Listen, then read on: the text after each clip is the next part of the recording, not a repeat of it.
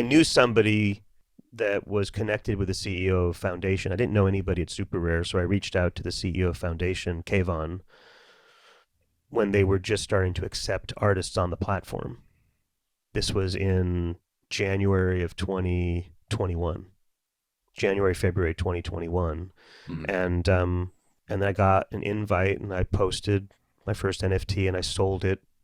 And there was a big light bulb for me. And I was like, fuck, something's happening here. Because I'd heard about NFTs before, but now it was happening again.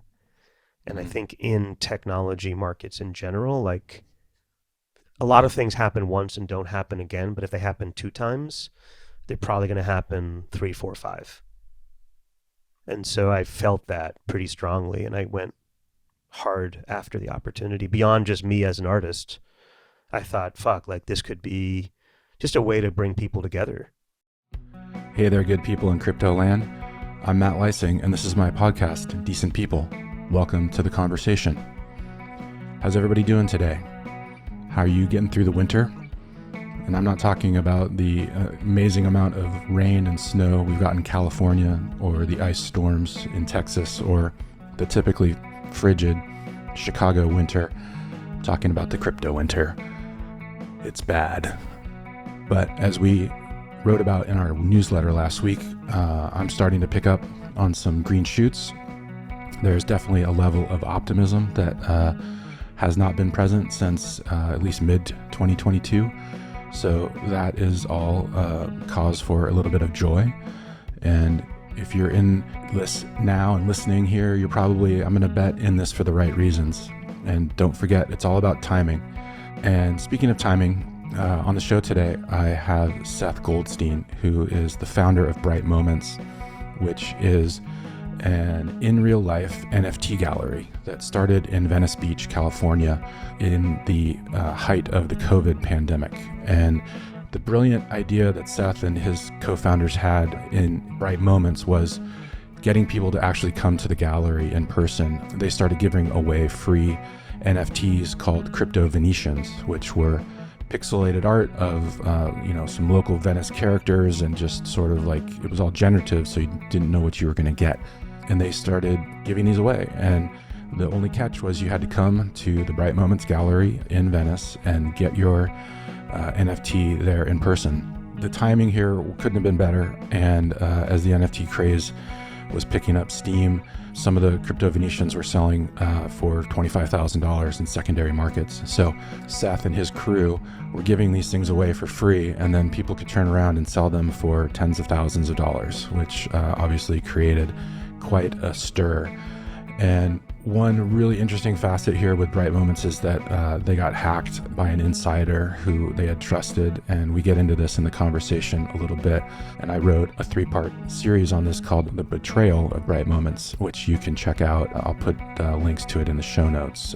That was on DeCent back in late 2021, I think. So anyway, Seth and everyone involved with Bright Moments has gone on to do amazing things. They are in the midst of a world tour where they are going to 10 different cities around the world and opening galleries and minting in real life for people. After Venice, they went to New York, then they went to London, they've gone to Berlin and Mexico City.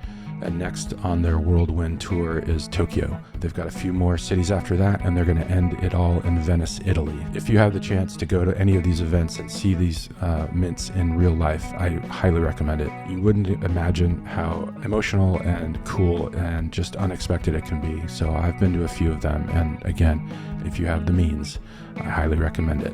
With all that out of the way, let's get to the conversation, and I hope you enjoy it. Thanks a lot.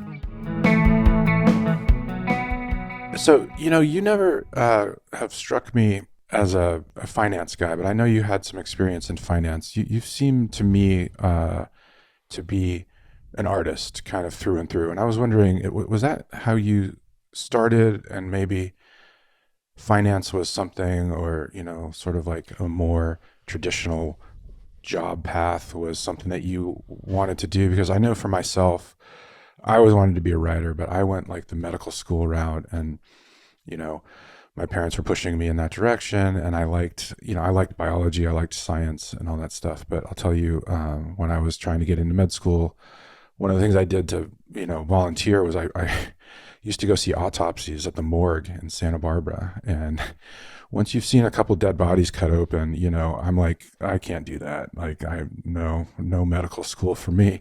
So that really helped kind of like, push me towards being a writer and eventually becoming a reporter. So I was wondering, uh, you just seem like an artist first and foremost to me, but did you sort of go down a different path early in your life, and then came back around to what you ended up doing in art and photography and all the NFT stuff that we're going to talk about? Yeah, so I never considered myself an artist because my mom and my brother were both artists, and they were like they could draw anything, Okay. and I didn't have that kind of like that talent. But I was always interested in theater as a kid, and in performance, and in kind of, like happenings, and avant-garde theater, and uh, all those kind of aesthetics that came out of it. Right. So I wanted to be an act. I was like a child actor, and I acted in the American Repertory Theater in Cambridge, Massachusetts, which is right by Harvard. Oh, wow. And I was like the child actor when I was growing up because I lived in Newton, and I was like 12, I think, when I started. So from like 12 to 17, I played all the boy roles in Waiting for Godot, in Caucasian Chalk Circle, and Robert Wilson plays. But so like that was my art, growing up. My mom and my brother were like artists, and so I never like identified as a painter or as a photographer or anything like that. I was always really creative, and I was always really artistic. Um, I felt, and I went to Columbia undergrad to study comp lit, and dramatic literature because I wanted to be in New York City, and I wanted to kind of have a broad liberal arts education. I didn't want to specialize too soon. Um, and coming out of that, I was really happy to be in New York City, and I was an archivist for Robert Wilson, who is a theater and opera director. And long story short, like he did Einstein on the Beach with Philip Glass in 1976, which is a really important kind of watershed in avant-garde opera and the New York avant-garde of the 70s and 80s. And I was his archivist coming out of school. And then last year when we went to Berlin, we did the NFT version of Einstein on the Beat as a one of one. So that Wow. was for me when it came full circle. But along the way, 30 years or 40 years in between, I kind of shifted into technology and entrepreneurship, Yeah. and finance from a startup perspective, and as a venture capitalist, just because I felt that, at least at the time in the mid 90s or early 90s, like there was no, um, it was going to be really hard economically, and to make a living in the theater. Yeah. Almost hard any time, I would assume. Any arts, but theater in particular, because it's like you can't collect theater. It's very much of a charity project. It's very hard, and if you do want to make money, you have to really be popular, and that wasn't the kind of theater I was interested in. Yeah. But the switch for me was when I was his archivist. This is like 93, 94. He had all these different historical artifacts, like videos and sketches and newspaper clippings, um, and videos of performances and videos of rehearsals. And so telling his story, I felt like, oh, I could use these new technologies to tell a multimedia story. And Yeah. so early 90s, I remember like getting a Mac Quadra and like doing early, like, I think, what's the video called? QuickTime had just come out for Macintosh. And you had CD-ROMs, you didn't have the internet yet, right? But you could use like multimedia tools like HyperCard or SuperCard, and there were publishers like Voyager, Bob Stein's company in New York, that were doing really interesting interactive multimedia projects. Yeah. And Very cool. that was for me like a big shift away from physical performance and into digital. Yeah. And that then took me to Germany, um, to the Center for Media and Art Technology. again, pretty artistic, but in a technology space. And then I came back to the US when I was like 25 in like 1995, and I started my first internet company. It was called Site Specific. So it clearly like resonated with the history of avant-garde performance, because site specific is like it's a cultural word. It's, it's about an artwork that takes place in a very specific setting, Mm-hmm. where the artwork and the setting are like responding to each other, Yeah. right? Yeah. And yet that's what I called my website business, because it was like website specific, and it Yeah. just took me into a very commercial world for like 15, 20 years of trying to build, starting with an internet advertising agency and then going into other startups that I did at Flatiron Partners. Just took me away from the arts and into startup land. Yeah. There's a funny story about Colombia. When I was a reporter at Bloomberg early in my career, I was on the energy team there, and I was interviewing somebody about oil market or something. And, it was getting late in the day, and I said, okay, I've got to go. I'm going to Colombia. And the guy was like, wow, Bloomberg is amazing. They're flying you down to Colombia to do reporting. And I'm like, no.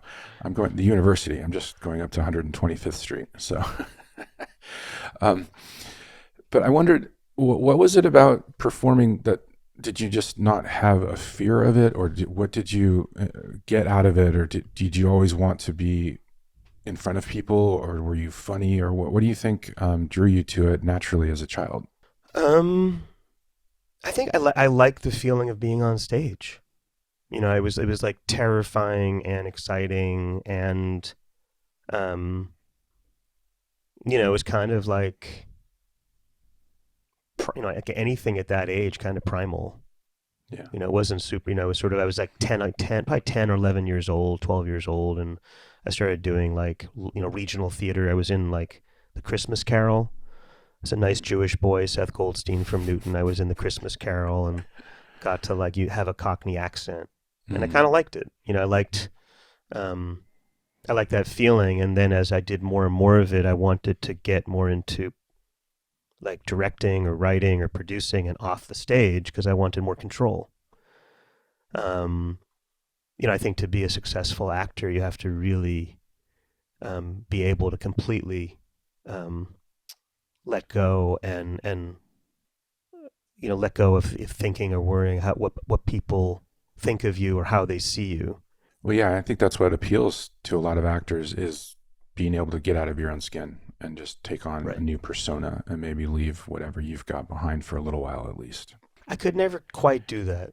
I think I was still self-conscious. Hmm. So, I think in a way, like acting.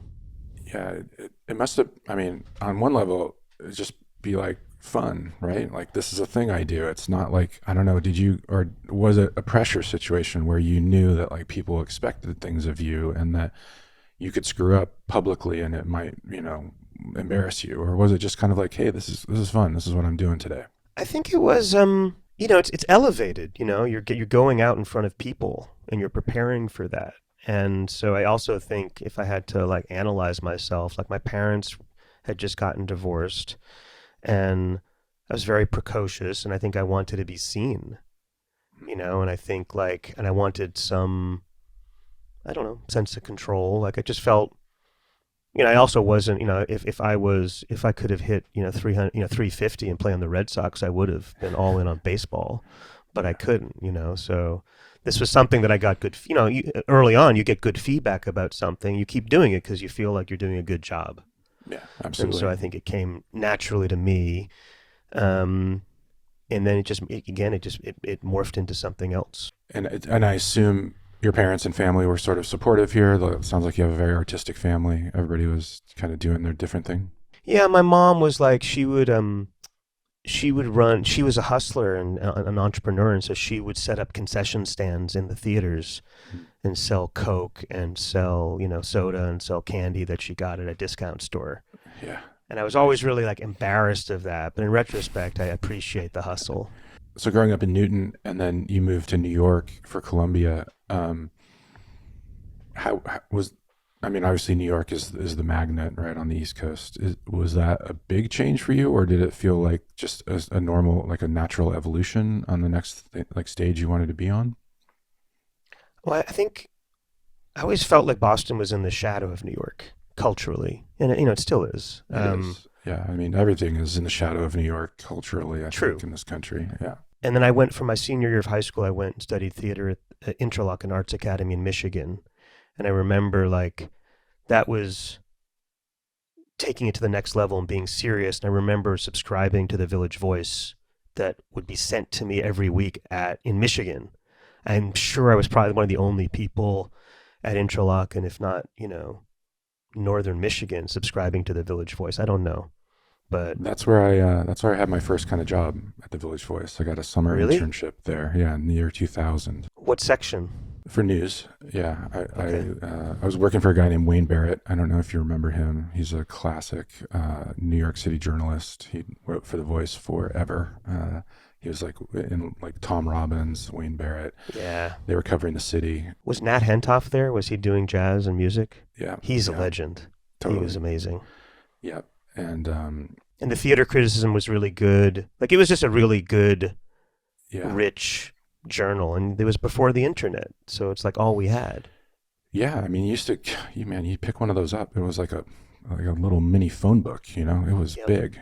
Yeah, Michael Musto was there doing his Hmm. thing. Yeah, that was a really interesting time. I found an apartment once on the back. On the back, it said like roommate finders. I think it Yeah, was like yellow or I forget what the color was, but I found I can't remember either. I found an No, apartment. they had tons of classified ads. Right. Yeah, yeah. There was There a was no Airbnb. There was no no, Craigslist back no. then. And the Voice office, they had a smoking room. That's how old school it was. Like there was this room in the middle of like kind of the newsroom where you could go in and close the doors, and people would smoke cigarettes in there still. So that was it was a good time.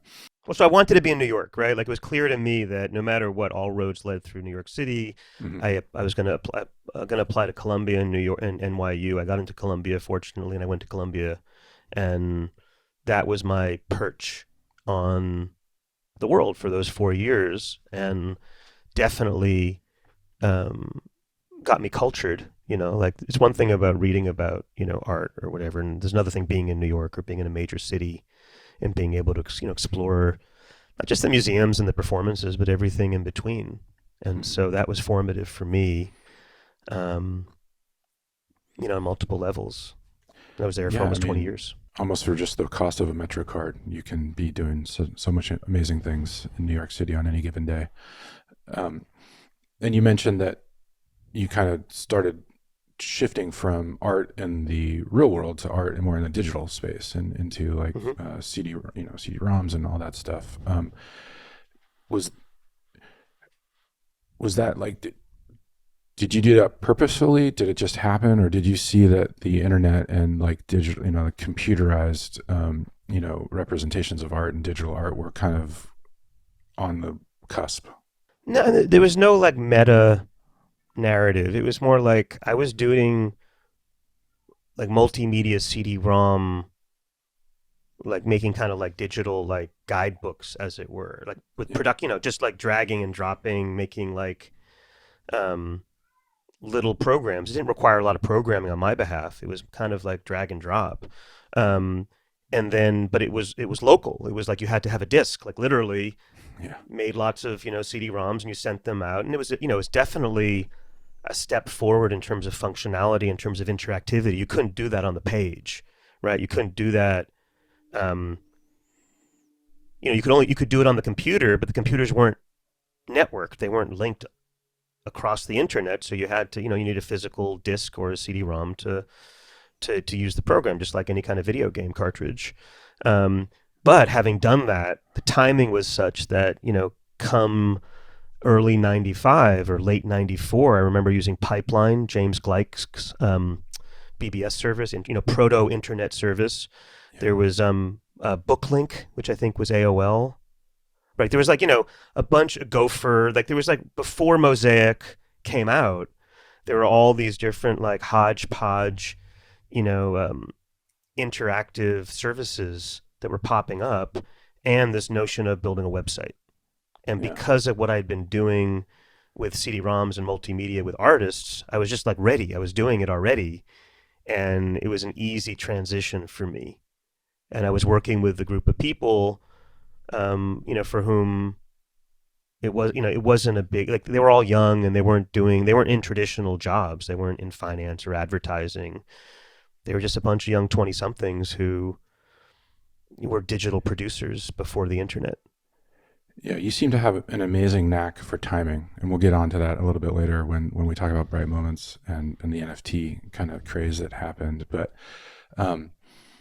so, and then I'm curious because to jump ahead just a little bit, but your role at Flatiron Partners, where you were a portfolio manager, seems quite a left turn from all of what we've just been discussing. So how do you go from CD-ROMs and wanting to design websites into working for, a very large, influential asset manager in New York City? A couple well, so I started this web agency called Site Specific, and it kind of blew up in its own little way from middle of 1995, and then we got acquired in 1997 by CKS Group. But it was like the inflection point of Web 1. Like 95 through 97 was like OG. And then like 99, 2000 is when the MBAs came in, and then the bubble burst. Yeah. And then it kind of scaled again. But I was early, and I had an exit, and it I think it was $15 million, and there was some stock, and it was a lot because none of us had any money, and there was no precedent of any kind of technology exit happening outside of Silicon Valley, and we were in New York City. And so I think we felt like we were on the cusp of something, and then Fred and Jerry had just started Flatiron. They hadn't even really associated with Chase Capital Partners yet, so they weren't an asset manager.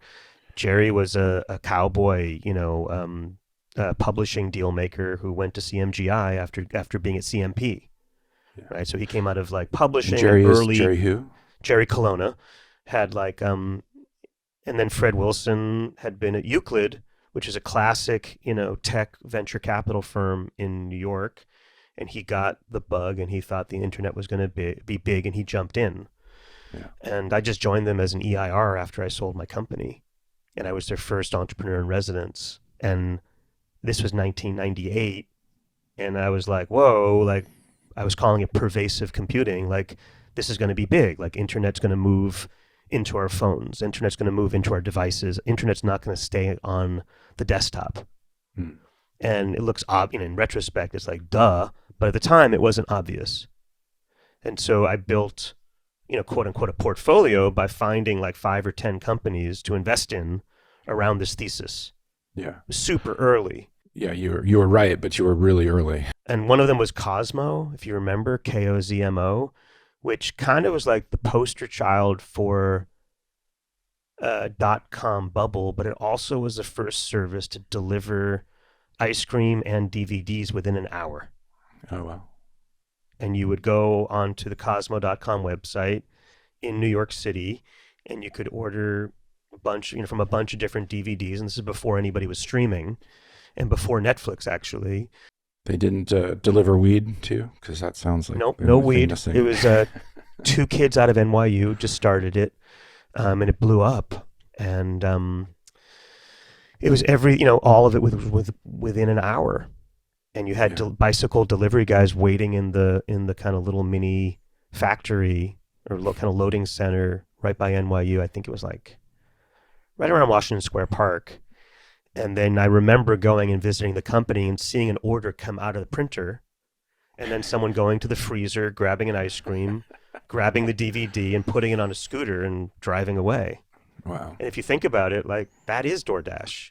That is Uber Eats. Like we've come to take those kinds of services for granted. Yeah, I've been saying this recently. Like, pets.com exists today. It's just called something different. It was way too early. Or it's called a bunch of different things. I mean, that demand fractures into lots of suppliers. Yeah. And I think that's what we're seeing. It's just, the internet, it is pervasive. And so that was my pitch to Fred and Jerry, like, hey, let's build a practice around this. Yeah. It was early, and then the bubble burst, so that was tricky. How much were you managing at the most? I think we were probably $100 million. It was a lot, in terms of like, I remember we led a round to put $20 million into Cosmo at a $50 million pre-money valuation, of which we took 12 out of the 20 and partnered with a couple different firms for the rest. And I was a hero. I was like, it was the hottest deal to get into in New York in the internet. And then within a year, Amazon and Kleiner Perkins both invested at a $900 million valuation. Oh, wow. So it was all on paper. And I was a genius venture capitalist, best one ever, rising star. And then March 2000 hit, and it just went, like it just, all the air came out of the bubble. I think the sound was more like. I remember. So for me, the moment was we had a banker chosen for Cosmo to take it public, and I think it wasn't DF. It may have been DFG, DLJ or DFJ. DLJ. I don't know. And it was, every one of these banks had an internet analyst, and the internet analyst's job was to tell you how much you're going to be worth when you go public. And, Cosmo was going to be worth $5 billion. And I was remembering in my mind, like, how many shares I was going to have. Yeah. And then I just don't remember the rest. It just was, it just started, the whole thing bled out over like a year. Yeah. And then it started again, then it started with Web 2 in 2003, 2004. And that was another cycle and another set of companies that I got involved with. So, real quickly, you also got involved with, I know you had Turntable. Turntable, yeah, that was later. Was music something that was always sort of in the background for you, and then you had a chance to dive into it, or how did that come along? So a couple companies but there's a really important company I started in 2003, 2004 called Majestic Research. And that was the closest I've ever gotten to finance world, because we generated investment research and sold it to hedge funds. Okay. And we got the investment research data from the internet. So all these hedge funds like Lone Pine and Tudor and Glenview were popping up, and suddenly they were like $5-10 billion hedge funds, and they were investing in internet companies like eBay and Amazon and Travelocity at the time, and they didn't have any good information to trade on, because up until then, like there was no like regulation, fair disclosure was happening, which you remember from Bloomberg. Like companies couldn't whisper anything to the CFO. The CFO couldn't say anything to the investor on the golf course, otherwise they go to jail. Yeah. And Grubman got in trouble, and Spitzer came after Henry Blodgett, and so we built this company that used the internet as an oracle for understanding how businesses and consumers were behaving. And that was really successful, and we sold it to Investor Technology Group. But that was, for me, a couple of years of really getting close to the world of finance and hedge funds and mutual funds and prime brokers and sell side and buy side. So I kind of developed a sense of how markets operate from that. I was a first angel investor in Delicious, which was one of the first kind of Web 2 social media companies. It was Delicious, it kind of invented the idea of tagging content with hashtags. It happened at the same time as Flickr. And then moved to California in 2007. And that's when I got more involved as an angel investor, and I helped to co-found Turntable in the social music space. So then we're just about up to the financial crisis and what was going to happen in 2008. You were up in Northern California, is that right? Yeah, I was in Marin. How did that affect your businesses and what your outlook was at that time? California, did you want to get back to New York, or what were you thinking at that point in your career? I had two boys, and my kids were 7 and 5, when we moved to California, or 8 and 5. And so, I think Northern California just made a lot more sense than New York in terms of raising kids and raising boys. And I had been, I just started in New York, like an online mortgage lead marketplace with Lou Ranieri called Root Market, and got to spend a lot of time with him, understanding the history of like the mortgage industry. And understanding liquidity, understanding fungibility, like a lot of themes that I think have carried forward into the kind of tokenomics that I'm dealing with now with Bright Moments. I learned a lot from understanding how Wall Street operates and operated, and how he, in particular, Ranieri, built the was the first one to collateralize loans Mm-hmm. and create mortgage-backed securities, which is trillions of dollars in Huge. terms Yeah, of as an he's an industry, icon. Yeah. and a legendary Wall Street figure who would throw telephones at people, and brutal, like a different pre-woke era. Him and Giuliani and Alphonse D'Amato, like all those characters, Yeah. back in and Trump back in New York in the I guess the 80s. Yeah. Going back to the Village Voice, I had a chair thrown at me by Wayne Barrett one time. So yeah, Really? I know that. Yeah. Okay. I know that vibe. um, and so with Rainieri, did you like? So you said you were doing that right up into 2008, right? Yeah, right into did you? 2006, 2007, when the mortgage market started to collapse. Yeah. Did he see it coming, or did you guys have any sense of it, or what was it like at that point? I think in retrospect, he knew exactly what was happening, which is uh, thin credit files. Like people were just getting approvals so easily, Yeah. and so I think the writing was on the wall. I was trying to build a. I thought that it still makes sense. Is that when someone is going online and looking to purchase a mortgage, um, all a mortgage is a promise to pay.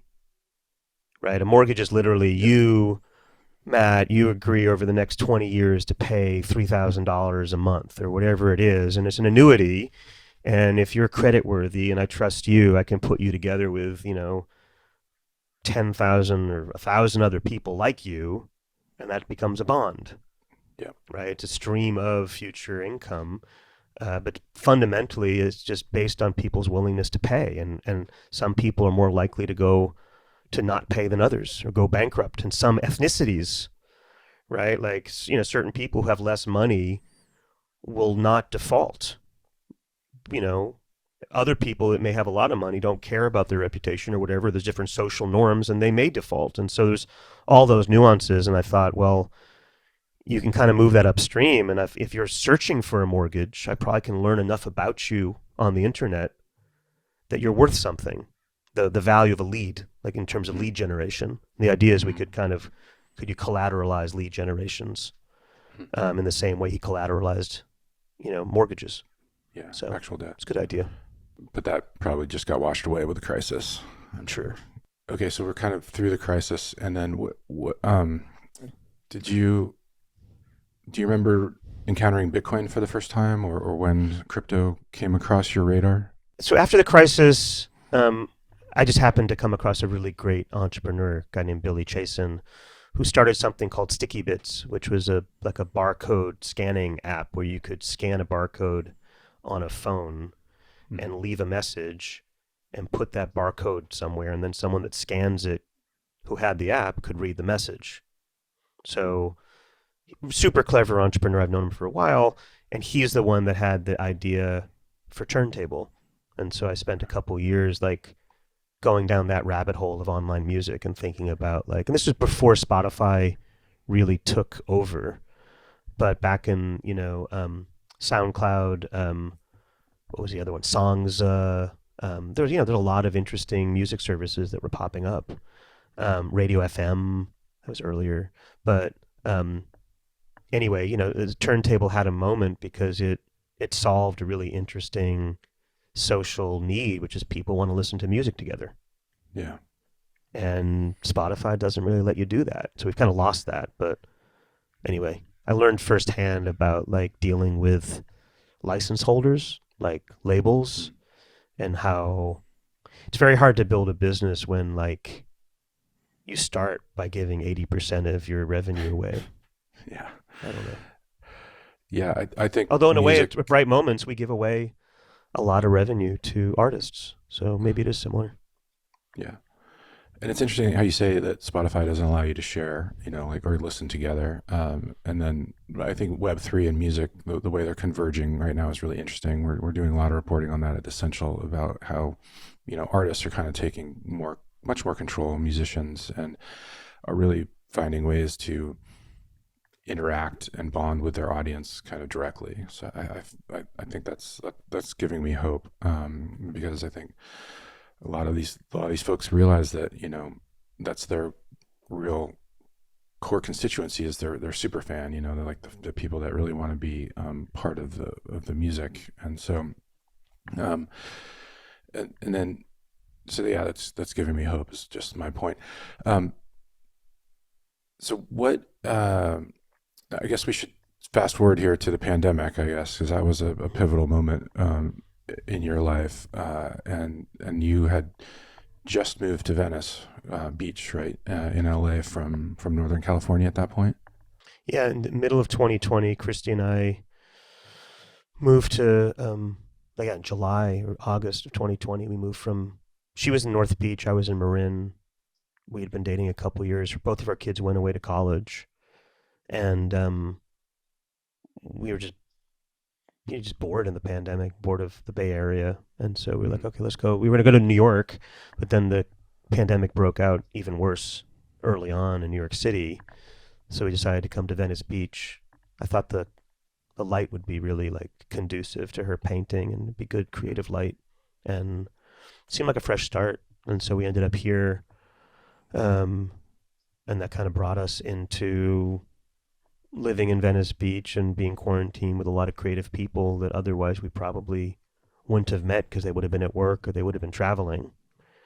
And so just in our neighborhood of, 4x4 blocks, we had a really interesting community right when um, this last cycle of crypto started to expand again.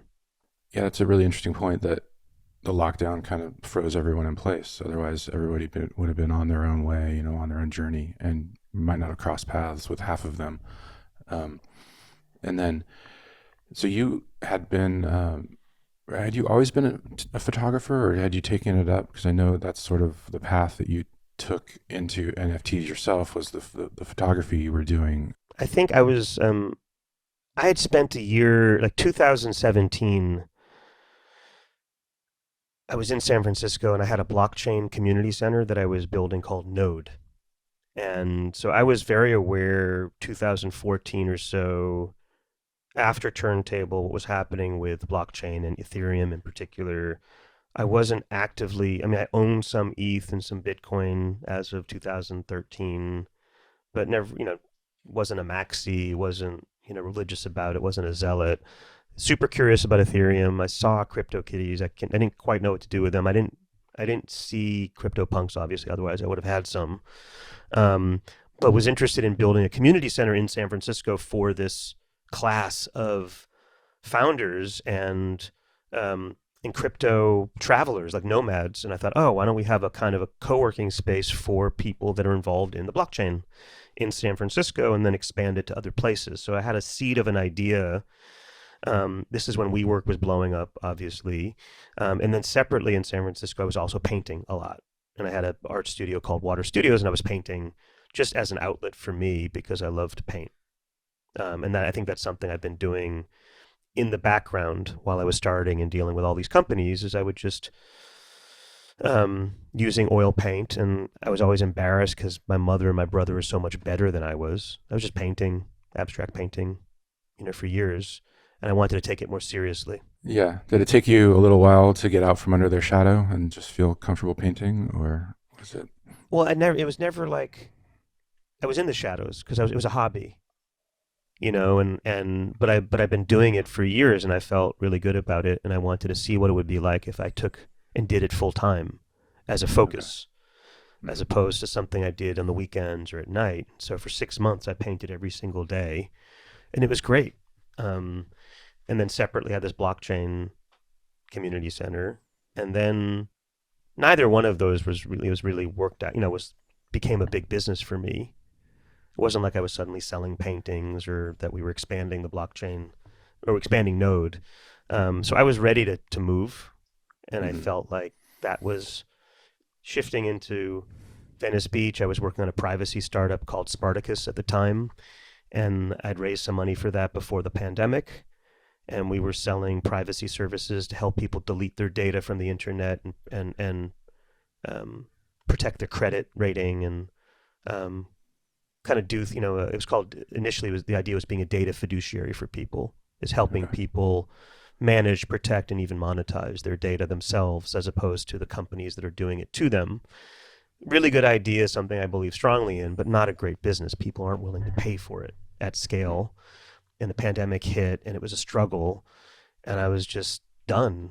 I was Yeah. done doing startups. I was done raising money. I was done as an entrepreneur when I moved to Venice Beach. So I was really trying to detach from anything. And the only thing that, one of the things that I was excited about was I got a new camera, a new, so like it was a, Sony. Now I have a long Yeah. lens, but a, Yeah. and I'd always been a gear freak, and I'd always go out, and I just did it more seriously. And it kind of got me through a couple of months of the pandemic, going out to the sunset and taking pictures, and then manipulating them and playing with them and just geeking out about all the stuff I was doing. Um, and this was at the same time that I was collecting NBA Top Shot moments. Mm. Um, and I was much more engaged with the stock market in terms of meme stocks, not like GameStop, but just like that, SPACs and everything that was going on in 2020 or 2019, kind of collided with me taking pictures on the beach at night and, at sunset at Venice Beach, um, turned into, okay, like something happened with an NFT. Right. And then we're back to Fred Wilson, right? Mm-hmm. He was the one who introduced you to the idea of like, oh, these photographs are amazing. Have you thought about, releasing them as NFTs? And I think Fred was, he's a Venice resident as well, although doesn't spend a lot of time here. Um, and I made these like fun videos using AI, before DALL-E or Midjourney or Stable Diffusion, but kind of taking these photos that I had taken and turning them into like these synthetic videos. Yeah. And I showed it to him, and he's like, "Oh, you should mint those as NFTs on Foundation or Super Rare." Yeah. I knew somebody that was connected with the CEO of Foundation. I didn't know anybody at Super Rare, so I reached out to the CEO of Foundation, Kayvon, when they were just starting to accept artists on the platform.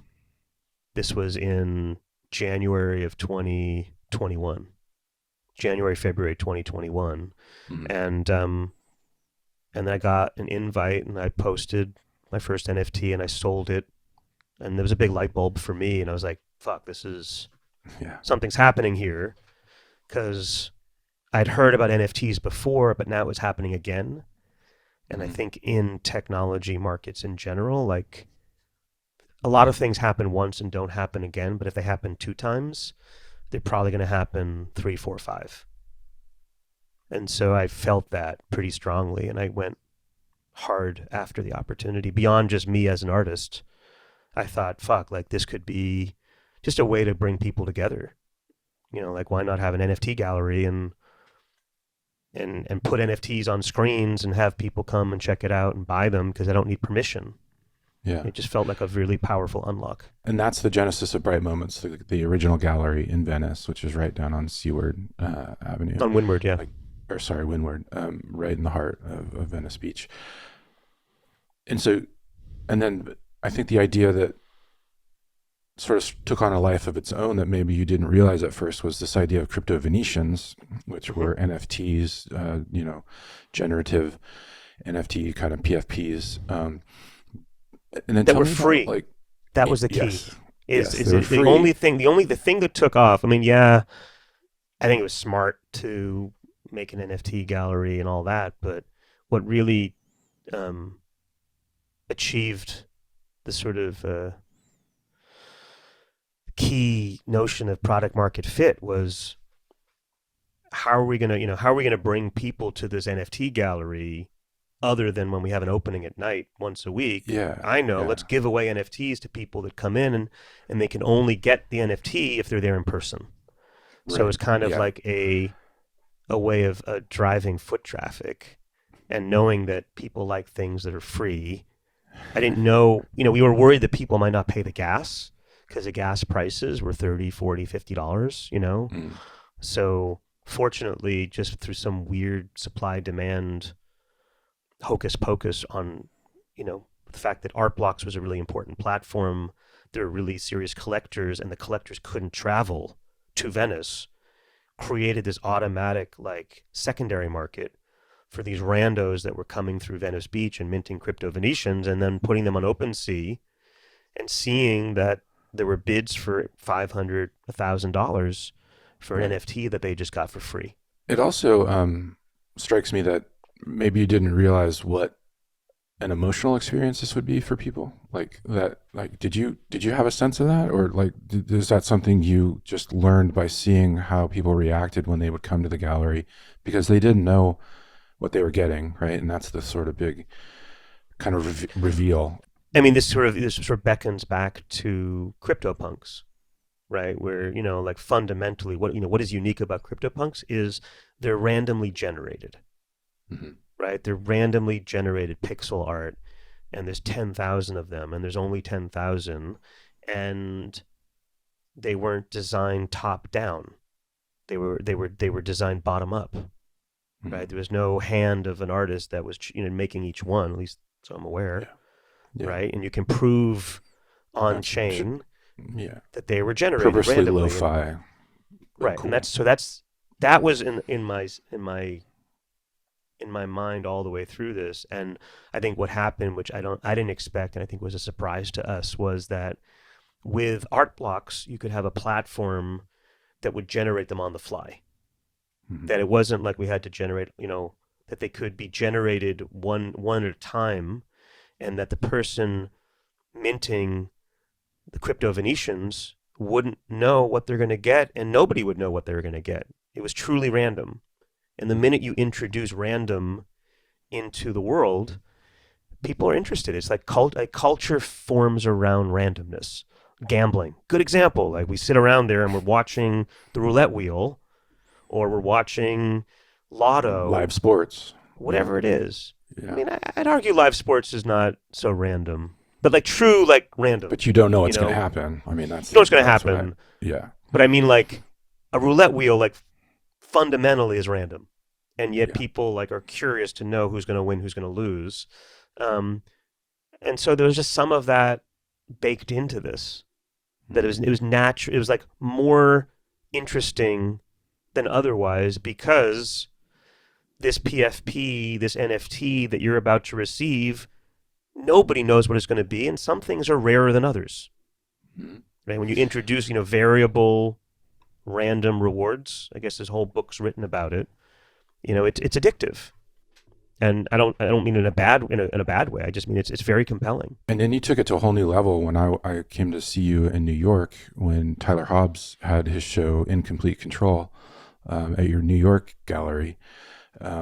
Because here, Tyler didn't even know what his art was going to be until the unveiling, which was, I found really compelling. And so people had bid on them, and then they'd unveil, okay, here's your NFT, and Tyler would be seeing it for the first time, and then he was up there on, he had the microphone, and he'd be like, oh wow, this one's cool, it's got this element and that element, and that was something that really stuck with me in that event, also known as the super spreader event, because I think every one of us got COVID after that in New York City.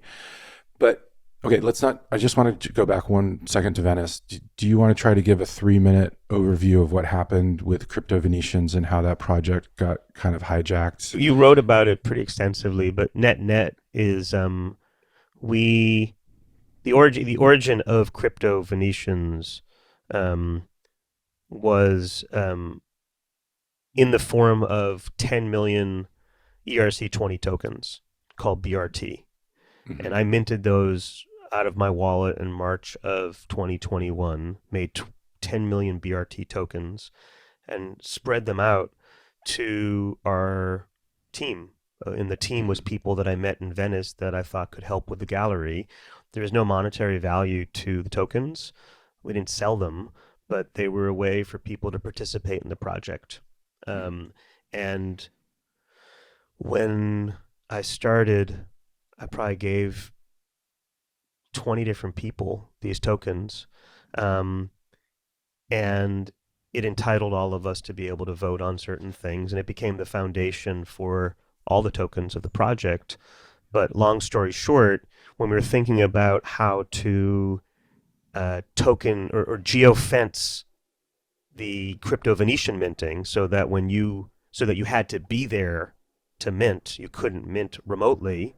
The only thing the best idea we had was for you had to come to the gallery, and then physically one of us from the iPad or their phone would transfer to you 10 BRT tokens that you could then use there and only there to mint a crypto Venetian on art blocks. And that was the mechanic. And it worked, which is like, people would be really interested in minting a crypto Venetian, but there was no way of getting this token because it existed in our wallets. We gave it to somebody who walked in, and then they burned it by sending it to art blocks as a token to pay for the mint. To get the NFT. Yeah. And it worked. And we minted 691. And then one night, one of those 20 people who we entrusted with thousands of BRT took it upon himself to mint out all the remaining 309 crypto Venetians that hadn't been minted yet. And at that moment, on August 10th, 2021, the floor price of a crypto Venetian was like 4 ETH, and ETH was at $3,000. So it was like $12,000 or $15,000. We were giving out these things to people for free who had signed up, first come, first serve.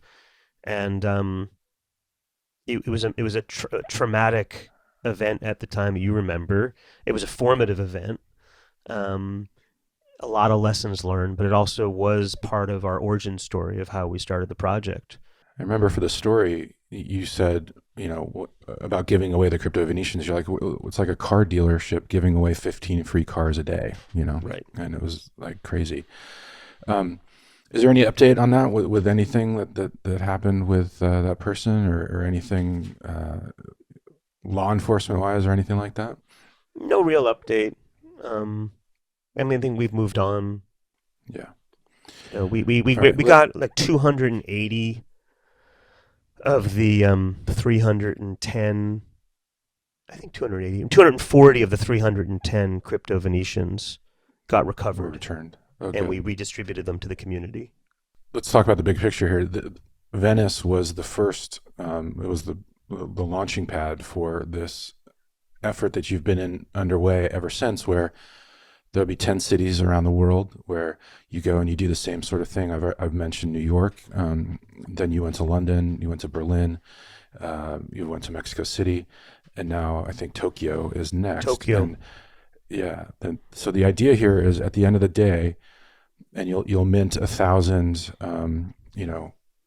NFT PFPs in each of those cities. You'll have 10,000 at the end of the day, and that will be the Bright Moments DAO, right? Where, correct, like, those are the members of the Bright Moments DAO will be the people who hold these NFTs. Can you just explain for listeners, like, what's the grand vision here, and how is it going?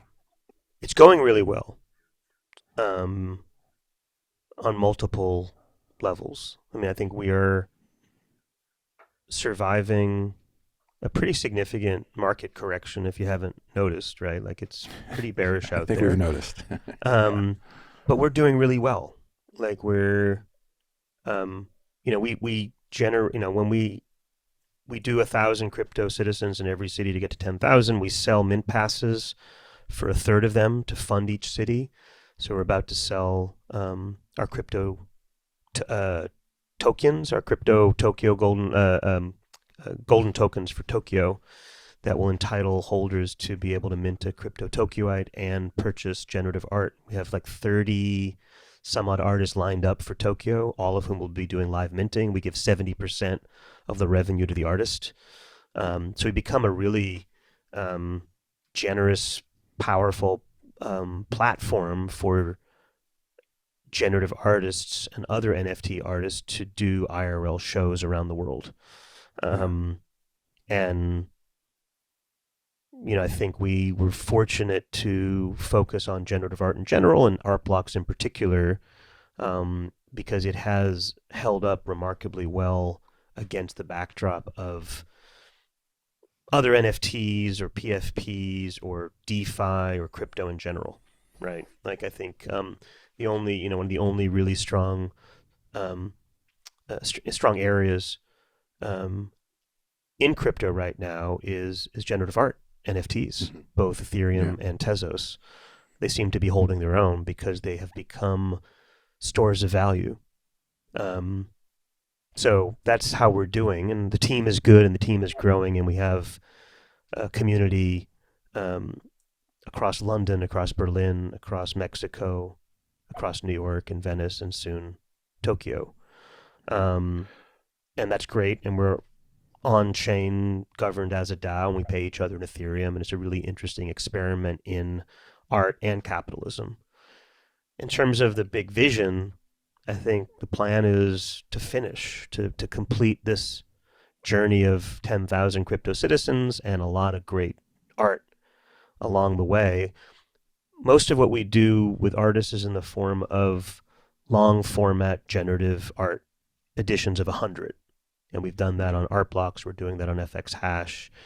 We'll be introducing some AI art exhibitions in Tokyo that'll be unique and will be really interesting, just considering the growth of some of these AI models. Um, but our goal and the vision is to complete, Tokyo is a seventh city. Then we have three more cities. I think September will be South America. It could be a place like Buenos Aires or Rio. December will be city number 9. I think that'll be in the Mid East. It could be Istanbul. It could be Dubai. It could be Cairo. It could be who knows. And then the 10th city will be Venice, Italy. I think that's pretty Oh, strict. We really cool. want to end in Venice and say we can go from Venice to Venice Right. and Right. kind of Nice. complete the project during the Biennale in Venice. And Wow. then we will have 10 different sub DAOs, each with their own multi sig wallet at the end of this. And they should have some shared resources in terms of their expertise and the brand. And we build our own software to do the minting and the revealing. Um, and we just announced a tighter relationship with Art Blocks, where we're going to be doing shows with them that blend both online and offline experiences. The first one will be with MP Cause next month, where there'll be a Dutch auction on Art Blocks um, for 500 mints. Each mint will come with one city trait. Hmm. And so when you mint online, it might have a New York trait or an LA trait or a Berlin trait. And based on that trait, you can bring that NFT to that gallery a few weeks later and mint a follow up diptych. So kind of blending Cool. the online mint and the offline experience, but doing it in a way that's on chain. I also saw that you just did a deal with Samsung where they're gonna, right? Yeah, to be featured on their TVs because they have an art store. When you turn on the TVs these days, if you're connected, kind of has clip art. It has different um, screensavers you can download and you can use, and we're featured. Our Mexico City collection is featured on Samsung Mhm. screens now, Yeah, that's cool. and they've been a good partner. I mentioned earlier that you have really great timing, and I think everything really came together. Like the pandemic actually, was a positive force for you in a lot of ways for getting bright moments. The genesis of it and the ideas I think around it might not have happened without that external force. But and as we've been talking, we're in a pretty bad bear market. I think we're maybe starting to see some green shoots recently. But where do you see NFTs going from here? I know obviously the generative art kind of subcategory is big, and it's I just consider it art. It's just a slightly different medium, and obviously art is not going away.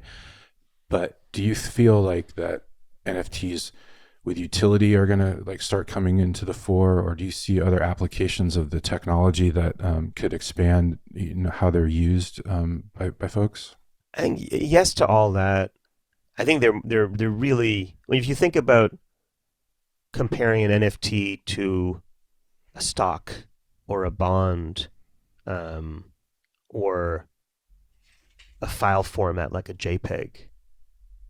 I'm trying to think like what other like assets do we value? Like it has so much more built-in functionality, right? NFTs can do so Yeah. many things. They can refer to so many different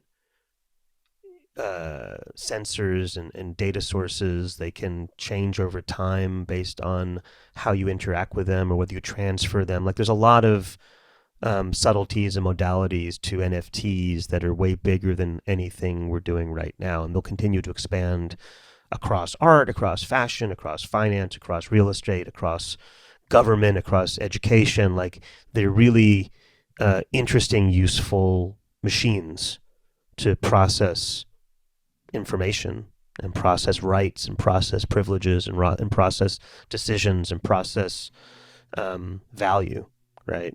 Um, at the same time, a lot of where I'm focused is on like regionally. Like Japan is ready for NFTs in a really fundamental way, that's unique, that hasn't happened before. That all the preparation we're doing and the planning and the research we're doing is suggesting that um, Japan got burned by Kraken, um, Hmm. no, I'm sorry, it got burned by Mount Gox, not Yeah. Kraken, and reeled from it, and they kind of missed out on the last hype cycle that we went through last year or the last 18 months in the United States. So they're not burned by FTX and SBF, right? They don't have loss aversion issues, Hmm. right? They're very bullish on NFTs, crypto, DAOs, and super progressive, and in a way that is not happening here in the States. I think the States were going through a reaction to a lot of speculative greed that happens in any emerging market. And I think Hmm. things will get, the NFT market and the NFT art market um, will become, bigger and bigger in the United States, but it might pause while it takes off in other places like Asia. So I think just like the internet didn't happen everywhere at once, it grows. Different functions and different use cases grow in different regions based on different cultures and different economies. And I think we're seeing that. And so I think there's a lot of growth. When we felt it when we went into Berlin, we were early. I think we'll be right on time in Tokyo to really Hmm. galvanize a lot of interest around this. Yeah, I wanted to ask you that. I'm sure you've had countless amazing experiences in the different cities you've been in, but could you just, what are a couple that stand out to you? Things that maybe surprised you or you didn't expect, or just moments that, bright moments. Like what are some of your bright moments from some of these cities for the last year or so that you've been out?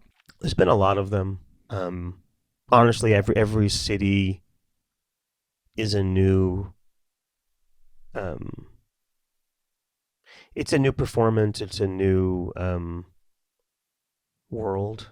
I think Berlin was really eye opening for a lot of us because we had an 80,000 square foot facility called Kraftwerk in the middle of Kreuzberg, legendary location that otherwise would not be available to us. That we happened to come mid pandemic and offer, a lot of. We had a lot of ETH, and it was worth a lot of dollars, and we were able to rent this amazing space and put on an amazing show 10 Yeah. different nights. And I remember viscerally what it felt like to see that literally 2,000 people there to watch NFTs getting minted and performed.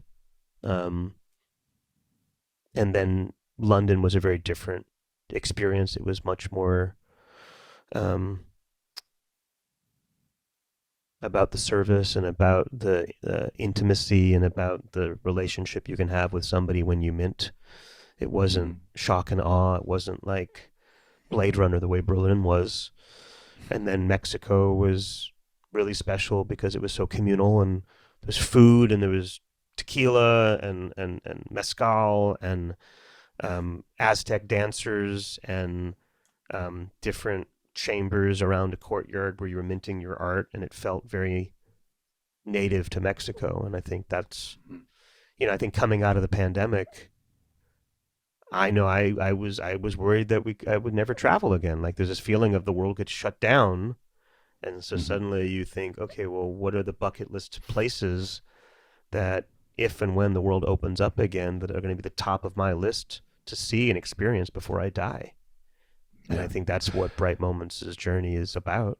Yeah, that's really interesting too. That not only have you made it emotional for people to come and be in person when they do their minting and they have that, kind of reveal and it's exciting. But you've also, like you're saying, you're making it regional and you're making it authentic to different places around the world where it's sort of like their own culture or their own vibe is absorbed and sort of refracted back into the ceremony and the pomp and this. It's just that's really amazing. It is a world tour. We joke that it's like, Yeah. oh, it's like around the world in 80 days, but around the world in 10,000 NFTs. Like, there's this sense of,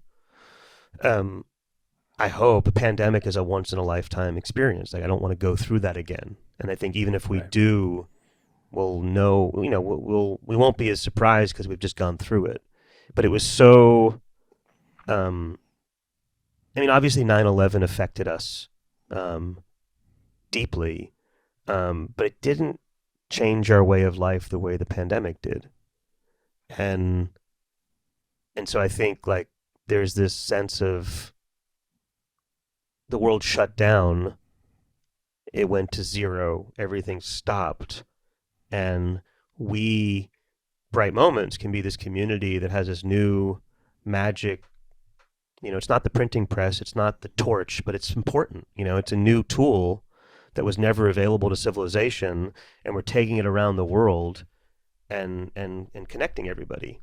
And it's not a telephone, it's not a Morse code, it's not an airplane, but it's a really interesting invention that when you combine with a certain kind of art and culture is just something that I feel, it's a once in a lifetime opportunity. And I try to remind and tell people that I'm working with who may not have had as much experience as I have to appreciate it because it doesn't come around very often. Really well said, and a wonderful place to leave this. Seth, thank you so much for all your time and your generosity and telling us your story. Just real quick, tell people where they can find you, where they can find Bright Moments if they want to get more involved here. I am at Seth on Twitter because I signed up for my name in 2007. And Bright Moments is brightmoments.io, and you can find all of our information there. But we're BRT Moments on Twitter. And when is the Tokyo? Tokyo is May release? 5th through 10th, so beginning of May. But we have a lot of shows in Venice. And if you're selling golden tickets, those go on sale soon for that? Golden tokens go on sale, I think, next week. And we've announced our Tokyo lineup of generative artists, and we're going to be announcing our AI collection. Again, Seth, always a pleasure. Thank you so much for sharing with us, and good luck in Tokyo and the rest of the world. Thank you, Matt. Appreciate you. Well, hey, that's it for another episode of Decent People. Thanks so much for joining us. Make sure to hit that subscribe button. Check us out on the web at decential.io. We're on Twitter at Decential Media. Our shows are produced by Matt Solon. The music is courtesy of Brian Duncan and Kareem Imes. Thanks so much. Take care.